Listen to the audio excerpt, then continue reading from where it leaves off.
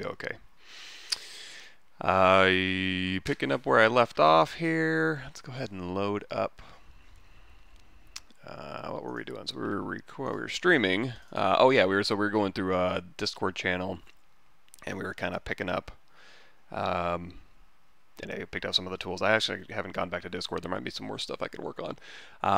But we worked with this one here, so we were just kind of talking a little bit about anatomy and breaking this guy up. And of course, I didn't save anything. Let's see if I have a version of him saved in my quick save. I might not, because I've been doing a lot of recording.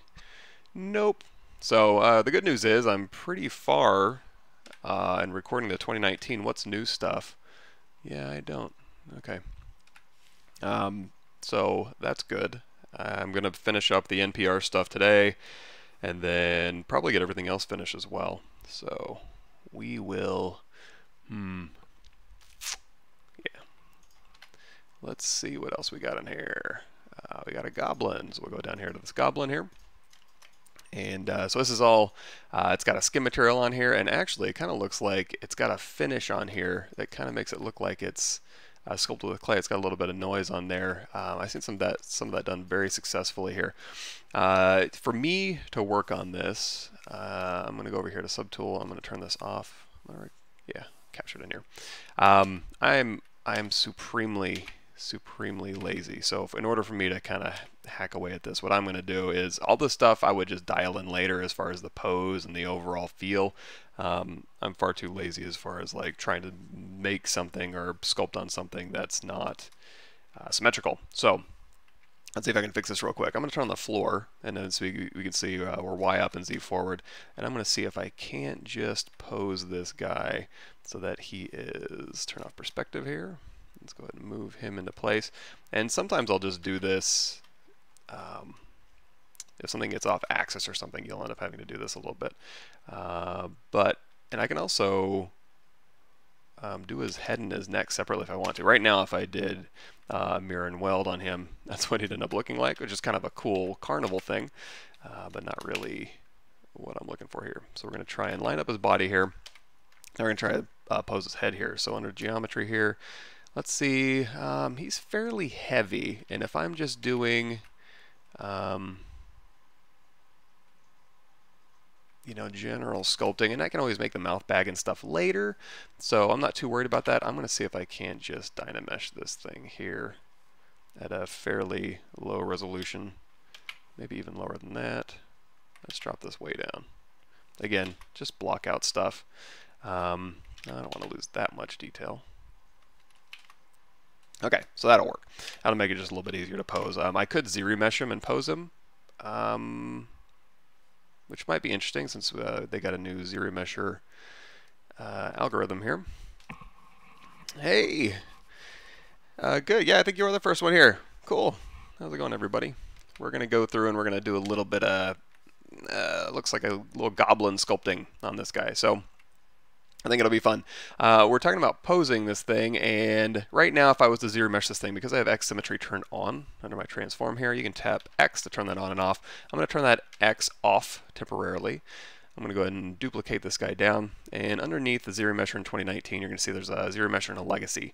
Supposedly on the organic stuff, the legacy might be a little bit better, unless you have like a very stylized, very hard surface geometry, like really sharp eyelids and sharp. If you have anything sharp or a defined edge, the new Zremesher algorithm is probably going to work better, but you can always use the old one for super organic stuff, and this guy falls into that category. I don't want to Zremesh him with symmetry on, because again, it's going to force symmetry across his head where there isn't really any. I don't have to. If I go into solo mode here, I can just go through and like mask his neck and then control tap to kind of blur that out, and control tap here, and we can kind of just get his neck and his head back into position a little bit, like so, and then just Dynamesh it together. I don't have to go through and Zremesh, and in fact I probably won't, but you could if you really did, if you had a ton of detail and you really just wanted to repose this thing. This is how you would do it. You would duplicate him off. We're in solo mode, so you can just see him. We'll do a Zremesh. Target polygon count of 5 is fine. It really, these settings don't matter that much. I'm just looking for a low res envelope. Essentially, you would give yourself the lowest res envelope possible, project your details back, and then pose your guy out. So we'll let this finish up here. Wait for it. It shouldn't be too big a deal. And the good news is, once you Zremesh it, if it's too high or anything, you can always bump it back up. If this one's too high, and if I turn off solo mode, it's like, here's my original. I always like to do a quick, turn off the Z sphere here, do a quick projectile. Let me move this OBS down, it's distracting me. Do a quick projectile, because every time you Zremesh, it kind of averages the vertices a little bit, so I like to project those back out. Go into solo mode, we can look at this, you know, it's like, okay, that's pretty good actually, but if you wanted to, you can go down here to half, or half right here, I'm sorry. You can even drop the adapt size down if you want more even quads, and then hit Zremesh again. And I'll go much faster this time because it's having to deal with less information. So, okay, we like this. We'll go ahead and say projectile again. And let's say this is what we want to run with. So we're going to go ahead and hit Control D, which is going to go in here into Geometry Subdivide, and we'll do a projectile. And you'll notice, even though I have solo mode on, it's still projecting all. That's not true for all projecting stuff, but it is for this one. You don't have to have it actually visible, it just needs, that eyeball needs to be turned on. Okay, so we've got our original here, and then we've got our Zremesh. They both look the same, so this original I can go ahead and delete. And then this one here, I now have subdivision history, so I can drop down to subdivision level 1. This will make it a lot easier to pose. So if you ever do want to do like a transpose master, or you want to pose all your stuff out, I would highly suggest going this route in order to make that happen. And the good news is, I mean, I got rid of a lot of the detail just by Dynameshing, but you're going to see I have subdivision level, so we can come back up and we can get all our detail back, but we can pose it at a lower subdivision level. Makes our lives a little bit easier. But I am going to end up mirroring and welding this thing anyways, but that's okay. I'm looking for, more than anything, just a way to kind of even this guy out and make him symmetrical across that axis. The whole reason I'm doing this is because, like I said before, I'm real lazy. So let's go ahead and delete lower, and we'll do a quick mirror and weld. And that's pretty damn close. I would say this is good enough for me to start on. So we can turn on X symmetry back on, and now I can start working on this guy. The reason I do that is because, again, I can work symmetrically for 90% of it, and then the last 10% I can, you know, go through and pose them out and even do, what's it called? Blend shapes. In fact, if we go in here to recording, ZBrush, oh, you know what? I don't even have anything pulled up, do I? Let's do that. YouTube. If you go to my YouTube channel and you go to, well, there's two things.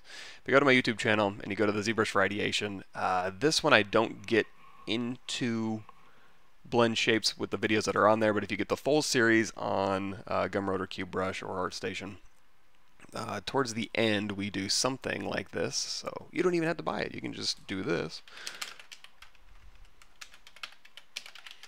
I mean, not that you shouldn't have to buy it anyways, you can, any information you need in that you can probably just find elsewhere, but essentially what we'll end up doing is going through and making, just like we did before, we did a Zremesh, and then we go through and do blend shapes with the Maya Blend Shape plugin. You don't have to use it, you can just add layers, but the Maya Blend Shape plugin is very nice.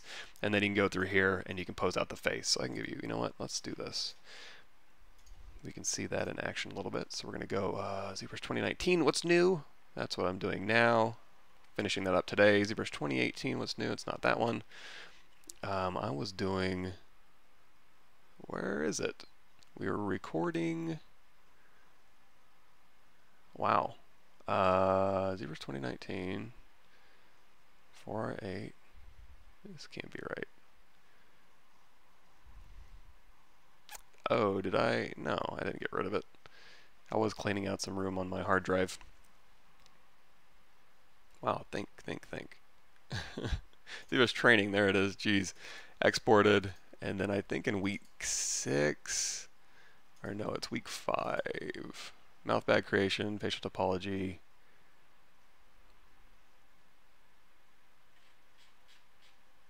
Actually, no, it'll be easier. Let's do this. So here's the video list. Wait for it. And then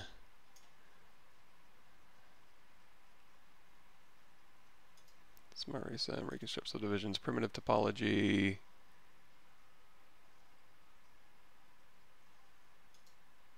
Posing. Oh, I had to refine time lapse. So I guess video 6 in the last unit. There's a quick time lapse. And I'll go ahead and turn the music down. Whoa. So essentially we go through and we Zremesh, refine the head. It's essentially what we will be doing this morning. Let's go through and kind of refine this head with the Zremesh. And then once you're done, you can go into the Maya blend shapes. Let's go ahead and paint them a little bit. And then in the Maya blend shapes, we do a couple of different expressions. And the cool thing about this is it's a little less destructive. You can always go back to your original. And then you can add these blend shapes in here. So very quickly, you know, as you're furrowing your brow, you're activating, you know, some skin and some muscles, and you can kind of blend those two together. So you can do kind of a stern brow and a, yeah, there you go. See, you have a little bit more control, and you're not dialed in or locked into, you know, doing one sculpt with one expression, and then that's all you get. So non-destructive is always good. Hey Andrew, thanks for showing up. Shoni. Is it okay? Question: is it okay if we create mesh for games by displacement map instead of complex geometry? I mean, I try to create Maya calendar by substance designer instead of ZBrush with using simple cylinders of base mesh. I'm not sure if it's a good workflow for games too. Oh yeah, I've seen that. I mean, it's like where you can do incredible things with a cylinder, and then you make your displacement map geometry, but eventually in video games that geometry has to be something. That's why we do a high res to low res workflow. I'm not saying it's impossible. Let me see if I can find something of that.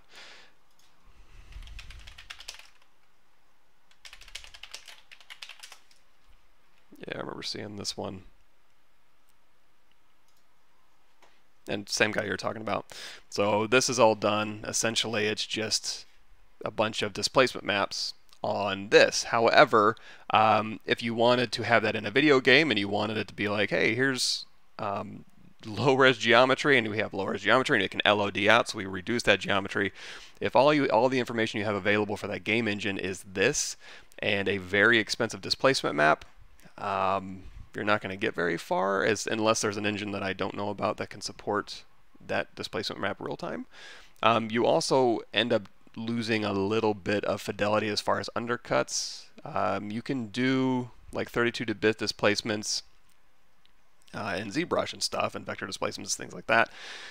But you'll notice on here, like you know, right around here, it gets a little bit choppy, where it is just geometry that's pushed straight back.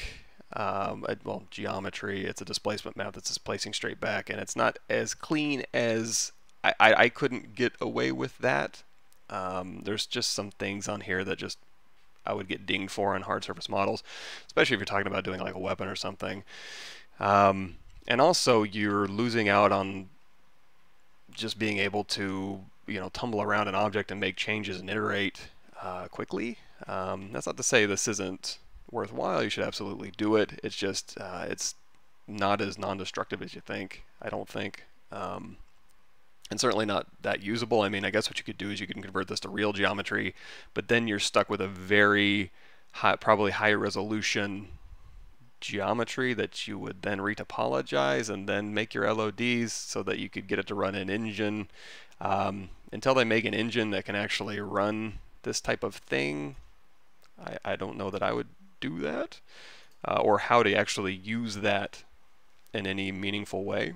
But I could be wrong. That's nothing I've really bothered to look into. It's all traditional workflows for me, just because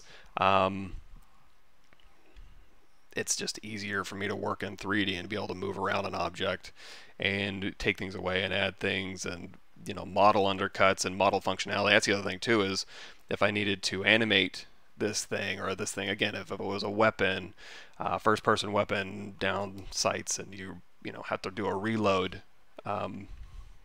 do these parts exist? Can I move anything? And being on the sandbox team, or what we call the sandbox team at Certain Affinity, weapons, characters, and vehicles, we have to rig and animate things. So having a nice high-res looking thing is meaningless if we can't move things. So, I mean, it's cool, but it's not really that usable for me specifically. Your mileage may vary depending on what you're making and what you work on. But yeah, I would agree that I would honestly I would rather do a procedural mesh instead of that, or maybe a mix of that plus procedural, because if you can make a procedural system to where you could do block out a watch with geometry that you can LOD out later and has UVs. Again, these are all traditional workflows that have to be in video games because that's how we get the engines to run real time. If all that changes next year or the next 5 years and we can all just use displacement maps and 32-bit vector displacement maps, that'd be great. But until then, without those things in place, I can't really use that stuff. Hey, K. Chang, thanks for showing up. Okay, yeah, we're going to get started here. So he has a very forward-leaning head, and you know what? I'm just going to leave that. But he's also kind of got a lean body type. If you wanted to kind of lean into that a little bit, I always like to add a little bit of neck here. And you know what? We might have just a little bit of fun. We can kind of dial this stuff in. Now we lost our subdivision history when we did a mirror and weld. We lost our triangle, so you're not going to be able to go back in here and do like a geometry reconstruct. It's just going to yell at you. So what you can do, I mean, you can Zremesh this now with the X and then subdivide it back up, and then now you can have subdivision history. But at this point, I don't really care that much. I'm just going to Dynamesh this thing across the X-axis, and we're off to the races here. I mentioned previously you want to get better Houdini. Have you checked out Anastasia Oprah's Lake House tutorial, and if so, how viable is that for workflow for games? Yes, it's very viable. So arts are just this past GDC, they did that. What was it called? I forget what it was called, but it was like Quicksoul and them did. My friend Louise worked on it, and there's procedural systems put in place. Now the thing with procedural is people will put in a procedural system and essentially it'll end up being a random seed slider. So they'll go in and they'll be like, hey, I'm going to make this procedurally, and the only functionality I'm going to give it is a random seed. And then they're like, well, the result isn't as good as if me going in and doing it manually. And well, obviously, because you're not a random seed generator. Me as a human being, my only, if I'm making this procedurally, that would be like me going, well, all I can do is random seed clay brush strokes on this thing, and it doesn't make a very good goblin. Same thing with proceduralism. A human being doesn't make a decision by just random seeding things around. What they do is they have a series of parameters that they go through. So the more robust your parameters are, the more robust you build in your thought processes and your workflows, the more successful your procedural systems are going to be. If you don't do that, then you're obviously not going to get a very good result. So when it comes to proceduralism, you have to build in what you would do. If something's not successful, you'd be like, okay, as an artist, this is the control I need, or this is what I would do to fix what proceduralism isn't doing. And then eventually you'll have a system that is very robust and non-destructive.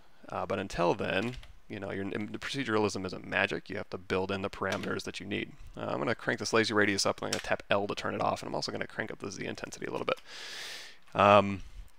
So we've got like a furrowed brow here. If we did want to do like those shapes later, we can make this a more neutral pose, and then we can furrow that later. We can still kind of make him angry-ish looking, but again, it's going to just depend on you if you want to have more leeway, like we were talking about earlier, to go ahead and dial in some of this facial expression later. And because then you can make like a happy version of him, a mad version of him, eyebrow up left, eyebrow down left, and a sneer and all that good stuff, and that'll just kind of free you up a little bit. If you want to see that in action, actually, one good thing to watch would be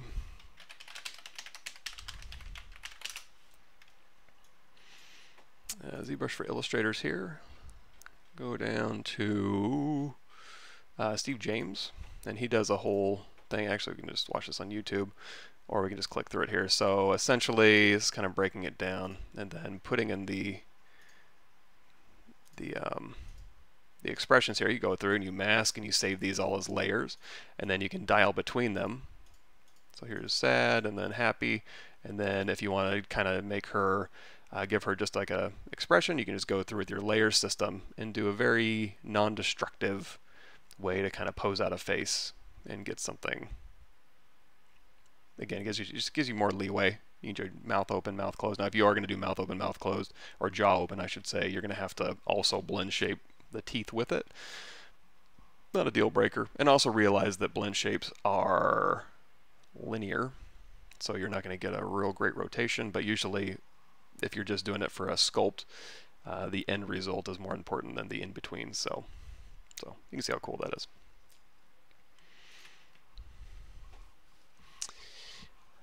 Cool. But yeah, I mean, proceduralism and Houdini and stuff, very, very cool. And also, I mean, everybody's kind of getting into it a little bit, just because it's a good way to make systems and tools that are a little bit more robust and not be just locked into, you know, traditional ways of solving problems. But again, more or less successful depending on how you implement it. I have Smooth Stronger. I'm going to go ahead and knock that down a little bit because we're working at a high, pretty low resolution here. So what I'm going to do is I'm using my Damien standard brush, and we're just kind of going through and I'm just evaluating the overall proportions and stuff like that, and also how much we want to kind of dial this in. I'm going to widen his chin out just a little bit here, and I'm going to give him a little bit more room to breathe here. So underneath his nose, we're going to give him a little bit more space. And if you want to go ahead and change like dramatically this expression here, we can kind of just drop this down a little bit here. And you can do, just like anything else in ZBrush, you can make pretty broad sweeping changes here. And I'm not going to worry too much about eyelids or anything. In fact, I might dial those in later, and we'll just put in sockets for now. And that'll just make sure that I can fit an eye socket in here and get everything I need. He does have a very lean face here, so we can kind of play that up a little bit. We can pop out his cheekbones here, and we can kind of go through and we can kind of over exaggerate maybe a little bit of his jaw here. Another thing that's kind of fun to play with if you wanted to do like facial hair or big eyebrows or anything like that, don't shy away from that. Even if you just need to block it in a little bit, there's nothing wrong with that. It can just be separate meshes, or you can just go through here and you can do like a standard brush, and you can kind of go through and do this, and you can always get rid of it later. But probably I would do it separate. I mean, always trying to be as non-destructive as possible. For this here, if we did want to have like a kind of a meanish looking brow, not too mean because we want it to be posable later, but we can still dial in a little bit of expression a little bit here, so we can kind of start dialing in just the indications of how that's going to look. So we got the little head ridge here, and for this one, the nasal bone is going to kind of come out, and then it's going to scoop down around here and end up here. So for this nose, and kind of start defining these planes here. And again, I'm not worried too much about detail or carving in nostrils just yet. We can just kind of leave that blank. And this is kind of a built-in expression too, where he's kind of flaring his nostrils. But it's also kind of like he could just have that as kind of a resting bitch face, I guess they'd call it, kind of look. So you can see, we'll just dial this in. And again, we're not looking for smile, we're not looking for a frown, we're just going to make him mostly neutral here. And I'm trying to, get his personality back. He did have quite a bit of personality on that. So at this point, we could decide, let's go ahead and grab that resolution. Well, no, let's keep working on this. So as far as anatomy, he's pretty jacked. And his head's forward. It's not, I might move this in just a little bit here. Just a little. And I might pull in some anatomy reference really quickly if I need it, just because I'm looking at body type reference. The anatomy itself is like far as placement and stuff, I don't really need it, but as far as like, oh, if we want to make him chubby or if we want to make him really ripped or something, that might be something I would pull in some reference for. Any recommendations on Rhizome UV? Is it promising tool for UV workflow? Let's see what that is. Rhizome Lab, UV Mapping Zen.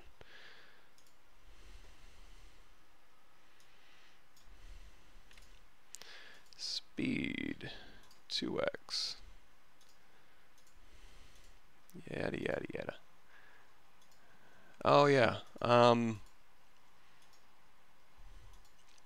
What was I looking at? There was something that was... I mean, and when it comes to UVs, this is absolutely something that can be procedural, because when you're talking about how to do successful UVs, it really is, you are stepping through a series of parameters and breaking down your UVs based on angle thresholds and the amount of sometimes you have to weigh the amount of distortion versus where it's visible, and you can cast rays to find visibility, and you can do all that stuff. So any hand making of UVs, I'm already over. Like, if I have to touch them, I don't really care that much. I mean, if I have to touch them, then I can use any UV software. I'm still in that mode, and that's not to say we have to. We're at the point where we don't have to touch our UVs, but I don't get super excited about stuff that's like, hey, here's another UV solution where you can go in and relax, and then you can go and pull things around, and then you can go in and you can straighten edges, and then you can go in. It's like, well, I don't want to go in. You do that. You figure out based on my model and visibility and where things go and what type of asset this is, all parameters that as an artist we're thinking about, you figure it out. And that's robot work for sure, because the parameters are fairly specific and limited. It's somebody will do it. It's just a matter of time. Of course, by the time it happens, you know, it may be we may be on another completely different system. We're all in server-side rendering. We don't have a min spec. We may be just using displacement maps, you know, because we're able to, you know, render and offset cost to hardware that is and not consumer hardware. So we could do some very, very crazy things coming up soon.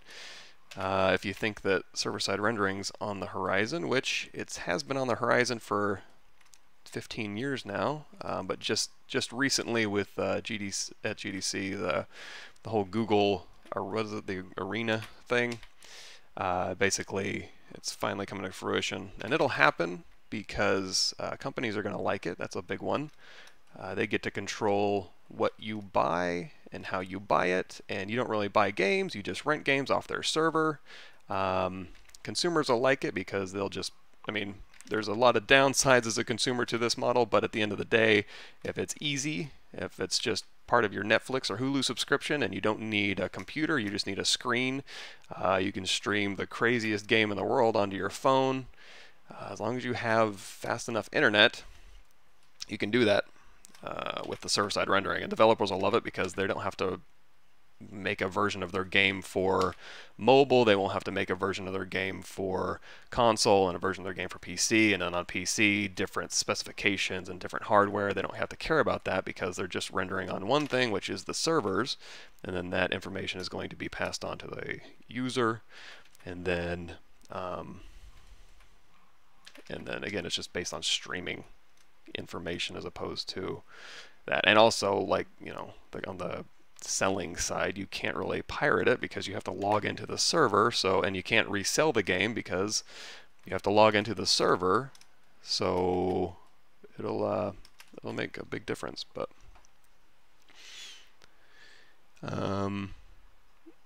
you will never be the guy in the checkout yourself line. Actually, I worked a lot at I worked 4 or 5 years at Albertsons.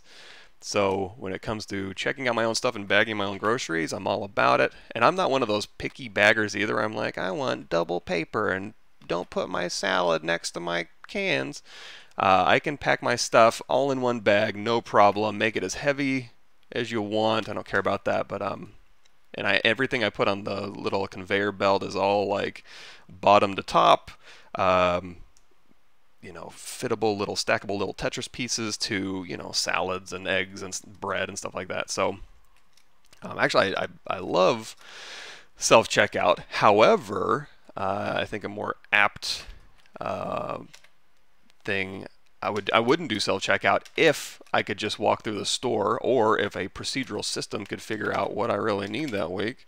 But then we're starting to get into like a dystopian mind AI future, which normally I wouldn't. I don't really get all caught up in that kind of thing. But yeah, absolutely, I wouldn't use self-checkout if literally I was just delivered what I needed, which is more like what proceduralism would be. It just shows up at your doorstep with what I need. It's not about me going and manually grabbing stuff out of the store and then deciding. So anyway, I'm going to thicken his neck up a little bit, although I kind of like that he's kind of scrappy. So maybe not. I mean, I did pull his neck out quite a bit.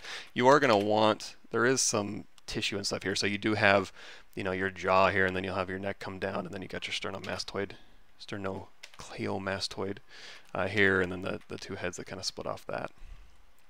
You can kind of drape that down a little bit here, but I mean, feel free to like go crazy. You can make him super skinny, kind of a super fat neck, but if you're going to do that, you probably want to go a little bit wider. But already just doing that, you know, you're getting a much different look. But we'll go ahead and keep that for now.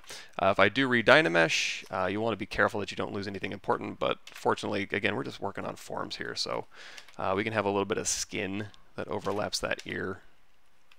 And, you know, let's continue. We can kind of dial in his body here. I'm going to give him a little bit more. It does look like he's kind of got a pose built in. I'm going to just bring this in just a little bit here, just to make that just a little bit more natural looking. So because he's kind of looking like he was kind of flexing a little bit here. So I'm just going to kind of drop that rib cage down a little bit. So one head's down, two heads down. Here would be the bottom of the neckline, and then nose to chin, chin to here is your shoulder line. Everything seems to be in order-ish. And again, you can play with these proportions. There's no reason to, you know, stick to, especially when you're doing goblins, you know. I am going to knock these deltoids back just a little bit here. So one thing you can do is you can dial in your geometry, or dial in your forms and your shapes, and then just go through and smooth them out. So you can use your Damien standard brush to kind of go through and like dig in. It's like little hints, and you can, you know, put in those little skin folds and stuff. And if you want to give him, if he's not so jacked, if you know he's a little bit more normal, or maybe even a little bit soft, you know, you can kind of dial in little fat pads and stuff here, and then put in. And I don't want to make him chubby or anything. I mean, but that's also kind of a fun thing you can do. But you can kind of put in little skin wrinkle indications here, and kind of dial in where those would be, and then just kind of take a look. And let's go ahead and for this one, I mean, you can, on the abs here, you can go in and you can put in, like, you can kind of stop the bust where that arch is. I'm going to put in a little bit more information as far as just to kind of give it more of a natural cutoff, so it's not just like sliced through him. We can kind of put in that thoracic arch here, and then I guess along the back here, this will be where the collarbones kind of go back in. So you got your collarbone here to your chromium process in the back, and then along the back you can have shoulder blades. Again, depending on how jacked you are, your shoulder blades are going to be about here. So that's going to be where that kind of bony ridge is. If you do have a lot of muscle, this is where, you know, these muscles will kind of bulge up around it. Again, I'm going to give him just a little bit more of a normal physique. I don't know if they have Gold Gym in Mordor, but we're going to kind of tone him down just a little bit, and that's a stylistic choice from my part. Again, your mileage may vary. But we can go ahead and put in C7 here, and you can really carve in that if you want. Again, if you have muscles down here, or if it's not super muscular, you can actually kind of go through and you can kind of put a little ridge down here as well, and that'll kind of give it the impression there's kind of a bony extrusion there. It's actually been a long time since I've done a humanoid sculpt. This is actually a lot of fun. I hope you guys are having fun listening to me prattle on.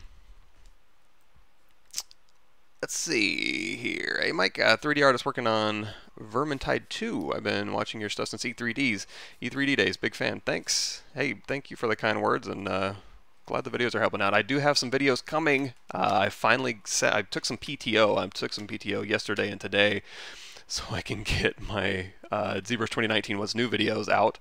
I've been meaning to do that forever. I do have some videos on my YouTube channel, just like me doing a quick live stream to no one.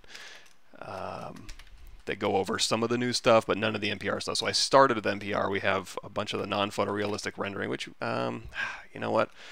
I would say we could hit that today, but unfortunately, my wife, so my live stream on Tuesday for Pixelogic was truncated because I had to, we are having car troubles over the weekend, my wife's car. And see, my wife's car is new.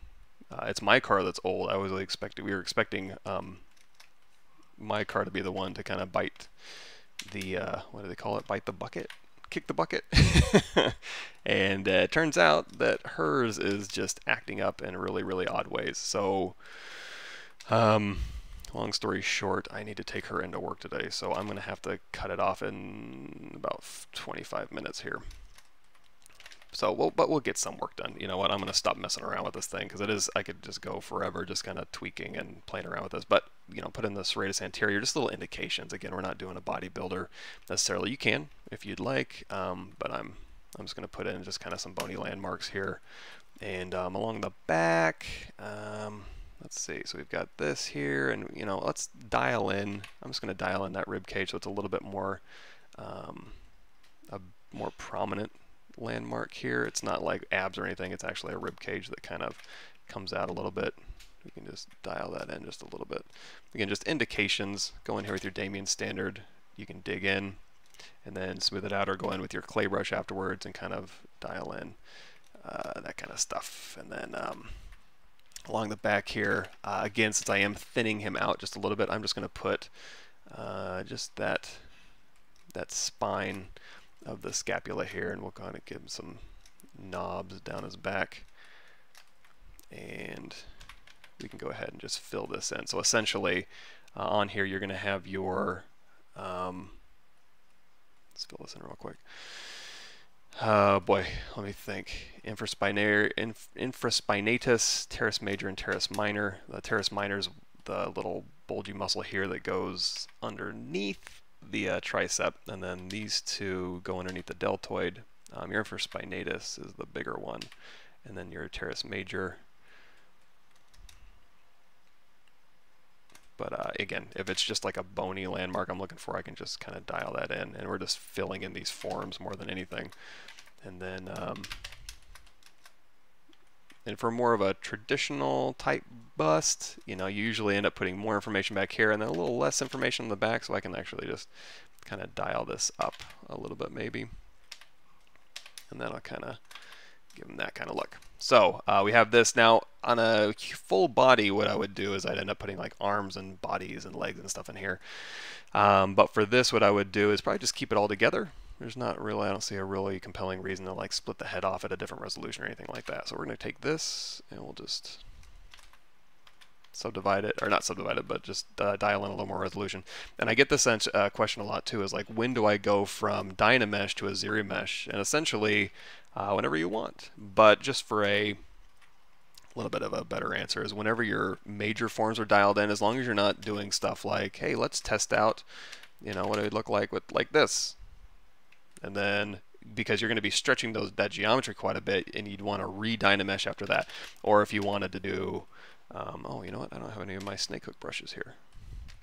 Anything like this, that's something you're going to want to keep Dynamesh on. But if your major forms are done, then yeah, there's no reason to just kind of just not move forward with a Zremesh, as long as you're not moving that base geometry around a whole bunch. And you can usually figure that out pretty easily. So in order to get these eyes dialed in, also the mouth, it's fun to dial in, and this is where you can start playing a little bit maybe with, you know, maybe an underbite. You can kind of go through and you can grab this and you can say blur that out. Oops. And you can just use your move brush if you want to, or you can use transpose, and you can also, if you wanted to dial in like an open mouth, you could do that and start putting in a mouth bag, or kind of do like an old man underbite like this. You can go in and clean up the corners of the mouth there. That's kind of a fun look. But let's give him, or you can kind of dial that back a little bit. That's also, I mean, every single one of these is a very specific, distinct look. But I'll go ahead and keep him. Let's do a little bit of an underbite here.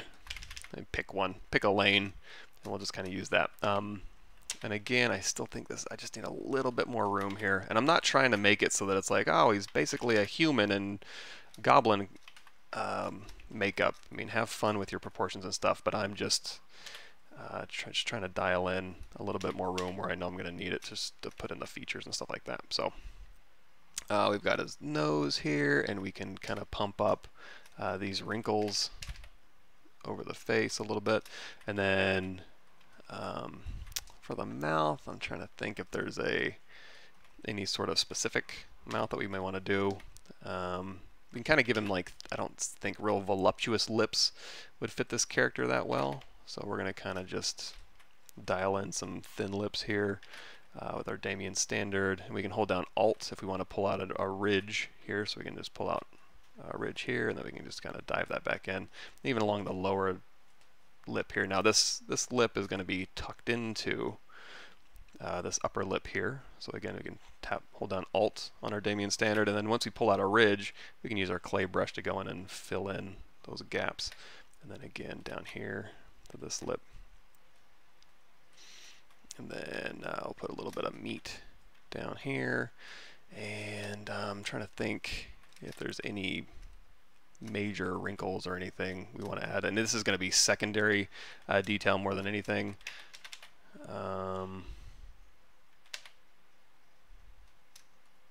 So it's not super important since we're still in form land, very much so. But and I'll use Damien standard and Alt to pull out thin ridges, but my standard brush to pull out a little bit more of the major forms. And then through here, and it also might be a good idea for me to get some head reference and see if I can't pull in just some basic features. Let me see if I can, yeah, we'll just do this. So we've got this big skin wrinkle here, and then down the nose here. This is going to be more of like a pose thing, but we can kind of accentuate this ridges. And he's got kind of a thick nose, which is okay, but we're going to define it a little bit more just with you know, getting that bone and that cartilage in there dialed in a little bit better. And then also, you know, this skin here, labial folds.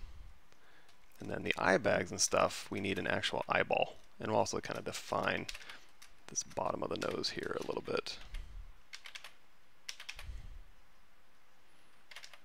So this will kind of come down, and then you've got a cartilage block here. And noses can have all sorts of personality, so those are good to kind of look up, and just different age ranges. And if you've been working in the sun, or you're a fisherman, or you drink a lot, or all of the above. Look for fishermen that drink a lot and are in the sun all day, and you'll get interesting facial features.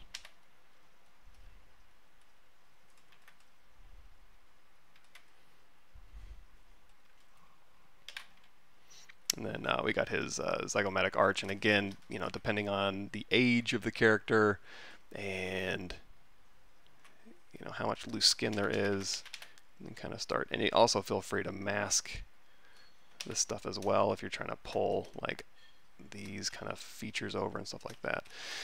Let's go ahead and we're going to grab a Z-sphere. We'll punch this in, and we're going to use these as the eyes. And I like to do eyes separate just to make sure, more than anything, I'm just being honest. Let's go ahead and split those out. And that's just under your subtool split menu. And essentially, I don't want to look cross-eyed, so I'm going to aim those eyeballs out just a smidge. Just dial those in. Now, as far as the eyelids go, we can deal with that, but first we need to make sure that our brow ridge is where we want it. So we got the brow ridge, and that's going to go over here to the left. Sometimes you'll have a very prominent, kind of a bony ridge from your skull off the corner of that eyebrow there. And then these will all be wrinkles, and then your eye bags can go on there. But we need to make sure that these are seated somewhat comfortably, like so. And then we'll take this eyeball, and this eyeball we'll leave alone. So we're going to duplicate that off twice. And this is more of like a stylized technique. We're going to hold down Control-Shift, go into Trim Curve, and we're just going to trim off the bottom. And then on this one here, we're going to trim off I'm sorry, trim off the bottom, trim off the top, and then you probably should have inflated that first, but what I can do is, let's say QMesh polygroup all, and then just hold down Shift and just pull along that surface normal just to give it a ridge. Same thing for this one, because it gives us a different polygroup here, so just kind of move those things out a little bit. And then now I have a little bit more control to make sure that, you know, not only can I get my eyelids and my lower eyelids going, but also that we can put in a little bit more room here, and then let our eyelids do the heavy lifting on the corners there.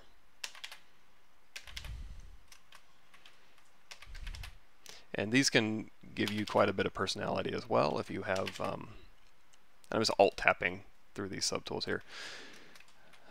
He's got kind of a bug-eyed look, which I don't mind. If you wanted to change that, you can go through here, you can say move multiple, hold down Control Shift and hash everything, and then Control Shift tap the eyeball pieces, and then you can just kind of all move these all in at once. So that way you can stay, you know, working separate subtools, and then you can turn this off if you want to see how it's working. So it's a very prominent brow ridge, and then we'll go ahead and turn off, yeah, that hatch marks here. So I think that'll work fine. And again, I like to really push that thickness. I can always thin it down later, but I like to over exaggerate that thickness just to make sure I don't lose it. And then we can go through here, we'll dig this in. And then these things will come together. And again, this will just be Dynamesh together. It is skin. However, having that upper eyelid go over that lower eyelid is sometimes useful. So if we're going to be, I'm going to grab some reference here of like an old man face. If I can, this isn't really that great. Let me see if I can do.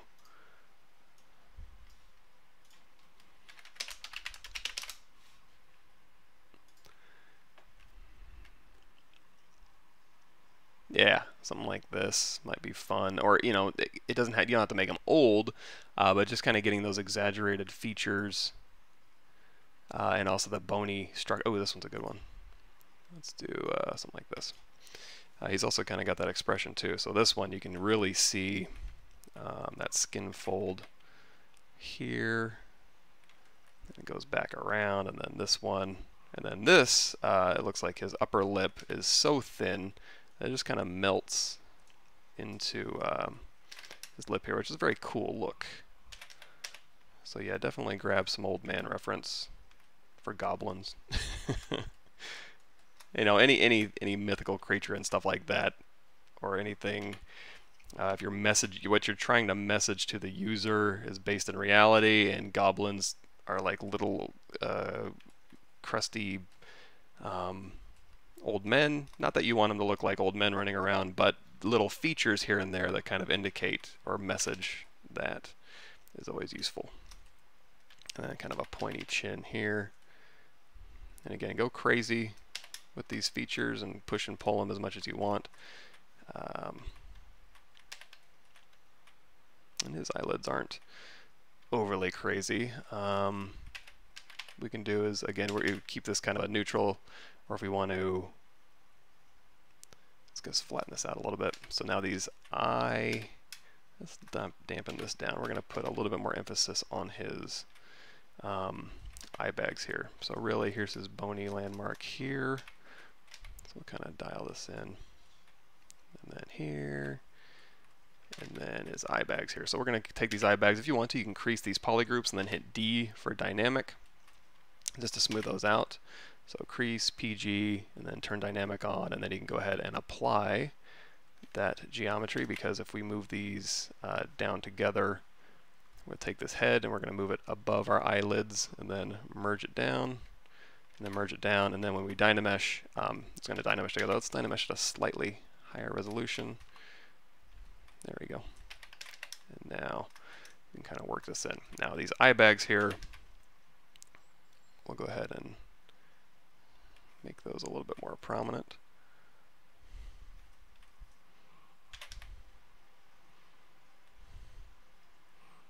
And this is where clay brush and standard brush come into play. And then getting the skin over the outside, again, depending on age and expression and all that good stuff. Or if you just want to pull down this orbit, you can go through and let's change it to mask pin. And we'll control tap and then invert that, and you can just really just like pull this down. Now the problem is when we Dynamesh this again, it's going to suck that geometry together. So this is something that you would need to Zremesh later and then go through and really make those folds nice and deep. And I do suggest you do that.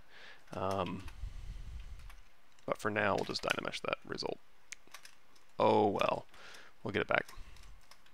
Yeah, so we can go in here, and if you do want to, you know, keep digging that in, you can go through here and let's see. And so now we're getting to the point where this, we're getting into like secondary folds. Like our primary forms are just our major form shapes, and then our secondary forms are more, you know, like major wrinkles and stuff. So at that point I would feel comfortable just Zremeshing and taking it to finish. But again, you can go fully detailed on this mesh if you want to. I wouldn't stop you from doing that. It just might make it a little bit more usable. And also, let's go ahead and dial in this anatomy here. It's sometimes a little bit more predictable when you're smoothing and sculpting on a Zremesh that's quads than on a Dynamesh that's got a bunch of triangles on it. So let's go ahead and now at this stage we can start worrying a little bit more about, you know, putting in these forms. And if you really wanted to over crank the planes of the face, you can go in here with your H polish. You can hold down Alt and let go of Alt, and you can really like dial in where you want these planes to be. Nothing wrong with that. And then of course you can go back in and just kind of knock them back, but sometimes it's useful just to really kind of dial in those planes nicely. Same thing on the lips.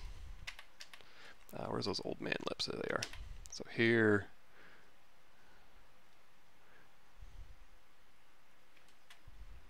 and if you really want to thin these out, always remember you can go in here with your pinch brush and you can just run that right along here. Just kind of pinch those together. Same thing with the inflate. You can go in with the inflate brush and inflate things out however you want. Give you a different give you a little bit of a different look here. And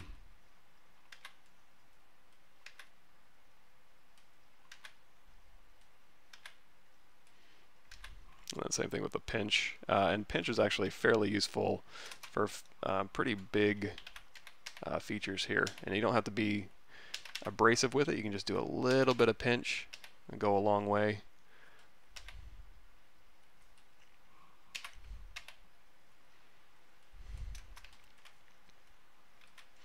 Okay, so here, and again, I don't know what it is with me and goblins and wanting to make them into an old man, but he just has that look. So we're going to kind of exaggerate that loose skin and those tendons and kind of just, we can kind of punch in a little bit.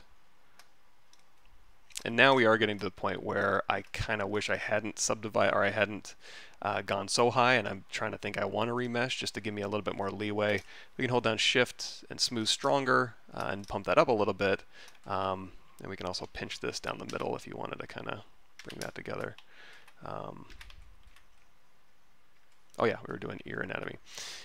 So the ear, now these are elf ears, so it's going to be a little bit different than just making regular ears, but not too bad. This is going to curve around and kind of just tuck back in, and you could probably make an argument for it kind of swooping around here. And then this, I forget the names, tragus and antitragus and helix and antihelix. I always forget, but vaguely, generally, something like this little piece will come out, and then some people have an attached earlobe, some people won't. Kind of depends on what you want to put on there. We'll do an attached. And then here, we'll grab our standard brush and we'll kind of pull this around. And this takes me back to early on when I was going to college. There wasn't a whole lot of resources available. One thing I do remember was Bay Ray animated GIF of him modeling, like box modeling an ear, and boy, I tried that so many times when I was in college and I just could not get it. Watching him model was incredible, especially since I was so terrible at it. But doing ears sculpting is much easier, and then figuring out the geometry afterwards certainly made my life a lot easier. But I do still wish I could box model an ear. Maybe someday I'll give that a shot again, 20 years later, see if I can actually do it. Okay, so this part comes out here, and then this swoops around, and then this will come down here. So you'll have this cartilage here, and this is such a big ear. This is another place too where I probably should have stuck with my did my forms earlier while it was a little bit lower, because it'd just be a little easier. And I'm going to go in with my Damien Statter. We're really going to cut that in here, and then hold down Alt and pull this in.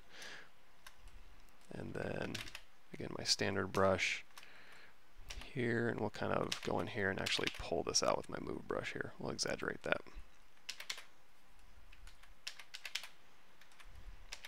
That's another thing too, is making sure the whole form of the ear is about right before you go in and add detail, because you're just going to be moving stuff around a bunch. Something like that. And then this one here, we'll go ahead and punch that in, and then this will swoop around and kind of stick up in there. And then this kind of pulls around here.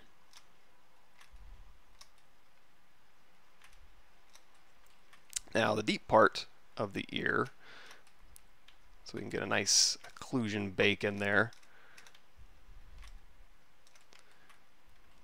is you can kind of do this. And then way down in here is goes the auditory meatus, your ear hole, and then this here. And again, we'll just use that clay brush. We'll just build this up here.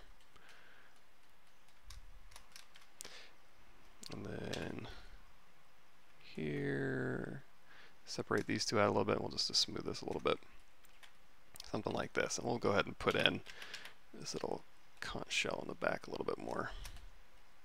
And you can exaggerate too, since he is Goblin. You can have a little bit of skin. Any place you can indicate like folds and repeated usage, like on the back of the neck here, and then on the front of the neck here, kind of dial that in. It just gives it a little bit more life. And you also notice I'm not using modeling with perspective on. I just don't do that anymore.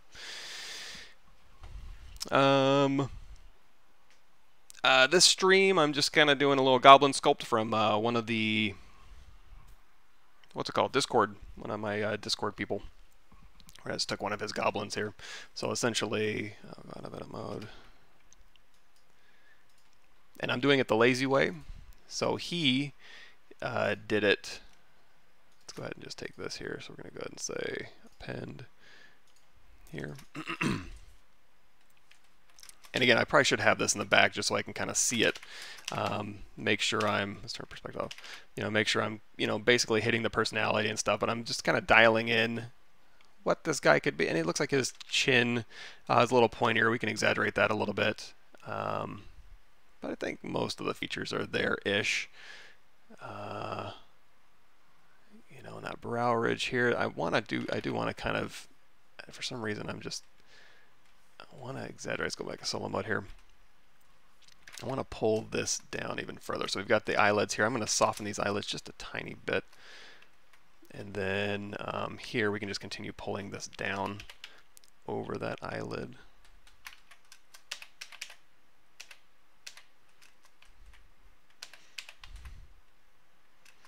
And that doesn't, it kind of gives them kind of a sadder look, but I still think, oh, that's kind of cool.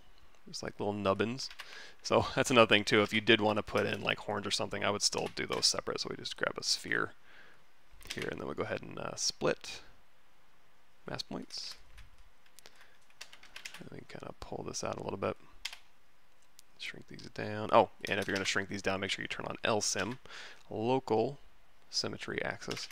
And then that'll be my nubbins. If you want to make them smoother, you can just hit D for a preview. There's no point in adding subdivisions or wasted geometry if you're just going to kind of smooth them out a little bit. And then here, if you want to sculpt around these things, let's turn everything off but these two and the eyeball. You can use your standard brush, but it is going to stop along here. If you want to sculpt underneath this and still see it, you can go into transparency and then turn on ghost. And then you can go through here and you can kind of start building up around this first. And then you can go through here with your standard brush and kind of sculpt through that stuff. But, you know, that's just me adding something on here, which isn't really necessary, but for some reason when I use the move brush, it kind of called to me, so we'll go ahead and plop those in there. Yeah, okay.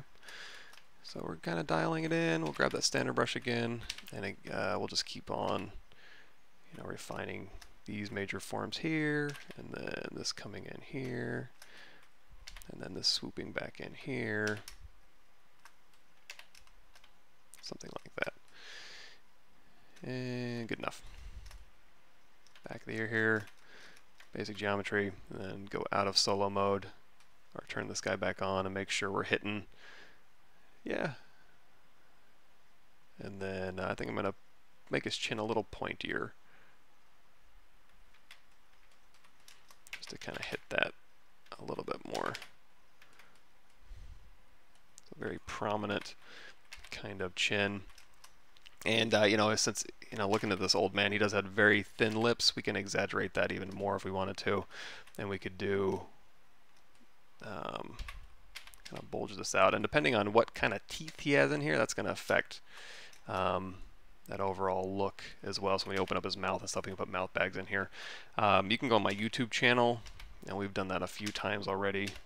You can just kind of Google mouth bag, and it looks like my Damien standard got lost its alpha. So let's go back in here and we'll reset that brush. There we go. How are we doing on time? I still hear my wife working out, so I'm going to wait until she's done working out and then I'll head out.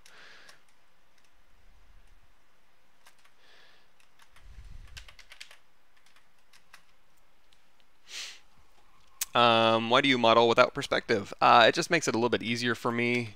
ZBrush does have, if you do need to match reference, you can bring in like your spotlight reference here, and you know, you can in ZBrush 2019.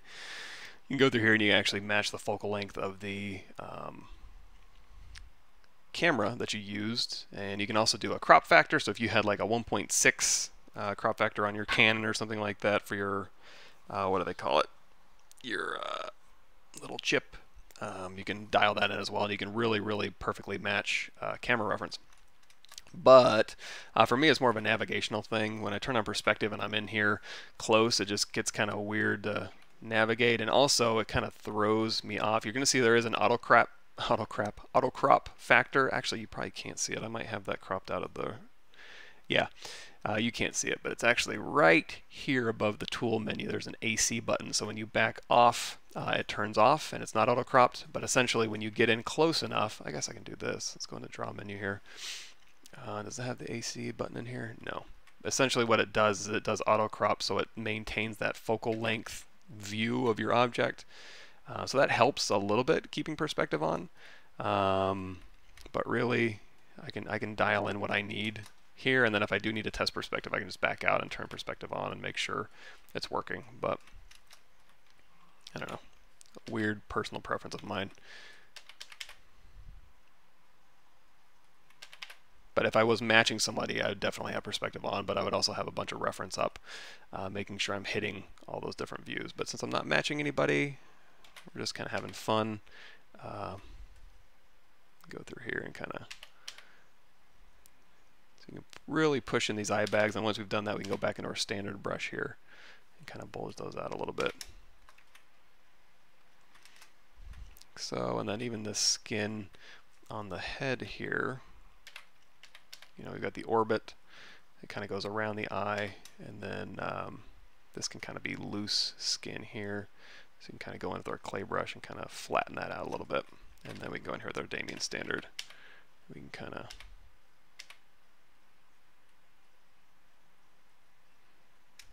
and again, you can just give like little indications, and then you back off, it actually looks like, you know, there's some actual detail there.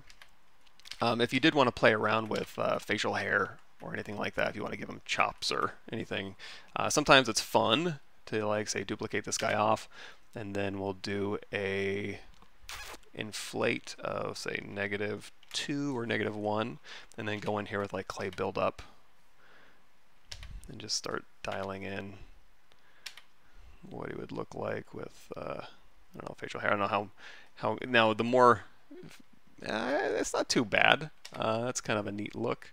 Maybe keep him bald here.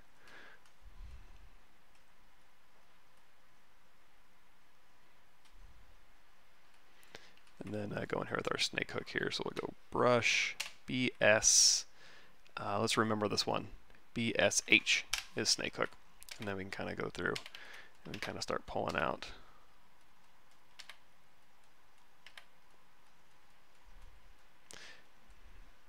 Now I would rebuild this. This is just kind of getting your forms in here. Certainly rebuild this. Oop, I think my wife's done working out, so I'm going to wrap it up here. So I would rebuild this if I was going to do a stylized beard. Oh, go to my YouTube channel. I mean, I have a ton of hair stuff. So if you do search for hair, there's a hair card creation techniques and all this good stuff. But specifically, if you go to my playlist here and you do ZBrush 2018, the ZBrush Summit 2018 thing I did, I broke this down, and there's a lot of, you know, hair block out and hair card and controlling your curve stuff in here, right around like video 80 something. So let's see. Bertram says, my question, if you give him a hood right now, how do you add the ripped parts for the tears, mask it out and delete it, or are there better ways to get more realistic ripped cloth effect? Pro says, Booleans are your friend. I mean, so basically, yeah, Booleans are just a way for you to visualize what your holes are going to be, and then of course you would create that Boolean. You'll dial it in, and holes are really one of those things where it's like you make the clothing, and then you just punch holes in it. So however you want to punch holes, it's kind of up to you. You can polymodel holes through cloth, or you can use Booleans, or you can just have it on somebody and just kind of sculpt it into their body, and then it looks like a hole, like this. Oops. Like now I have a hole. But yeah, at the end of the day, just whatever it takes to get that hole in your cloth. Really, the thing that sells holes in clothing more than anything is the detail you put around the holes. Kind of getting the little pills and threads and poofy things that sell what a hole is, because a lot of times it'll be like, oh, let's alt tap this one here. I put a hole in cloth, and you just cut a hole in, and then that's it.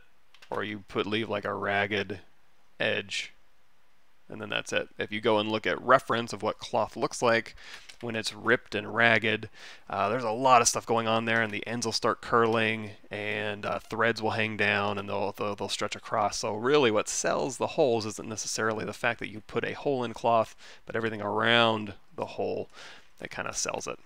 So yeah, kind of an Abe Lincoln looking guy. Too bad. And we'll go back in with our clay buildup, and we can kind of just start, since we pulled our forms out, and go through here, and we can just start indicating what direction we want, and then we could rebuild this stylistically or whatever. But I've got to go. Thanks for showing up, everybody. Hopefully car troubles next time I stream will be done.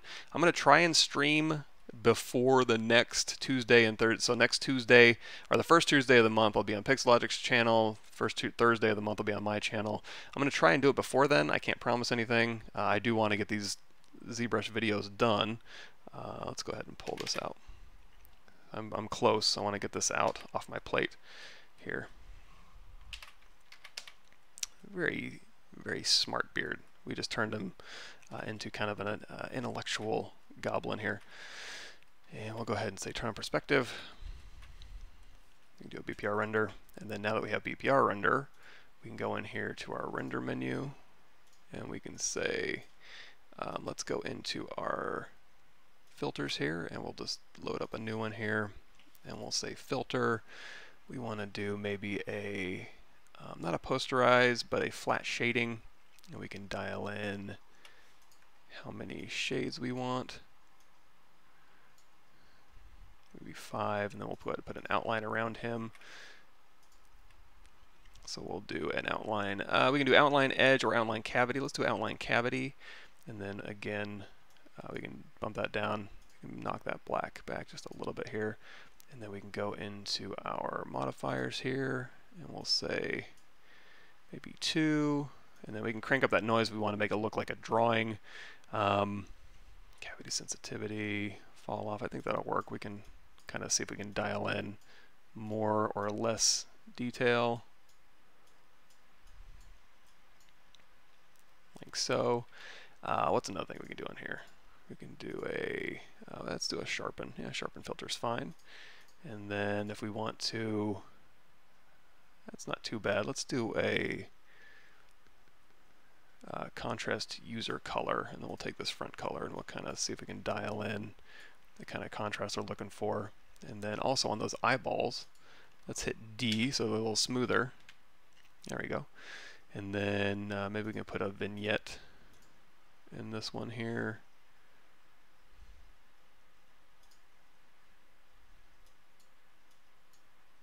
Go ahead and darken this up just a bit. And let's go back into our flat shading here and say min intensity.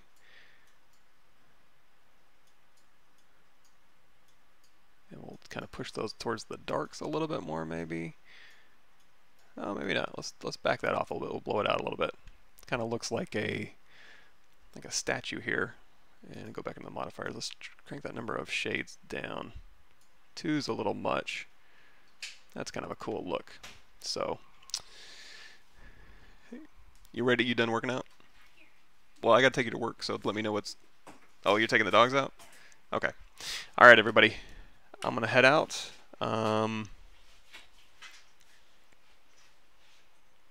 Cool. Bertram's thinking you send me the Z tool for this sculpt from Thursday. It'd be lovely. I don't know if I have it. If I can find it. Hey, little baby. I will certainly send it. I wasn't able to find it this morning, but we'll call this one finished-ish. Little statue. And you guys have a good day. Let's see if I can change that exponent just a little bit more. Yeah, I like that.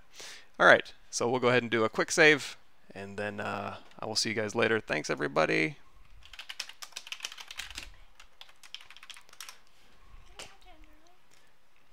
Well, I got to get ready to go to work and stuff.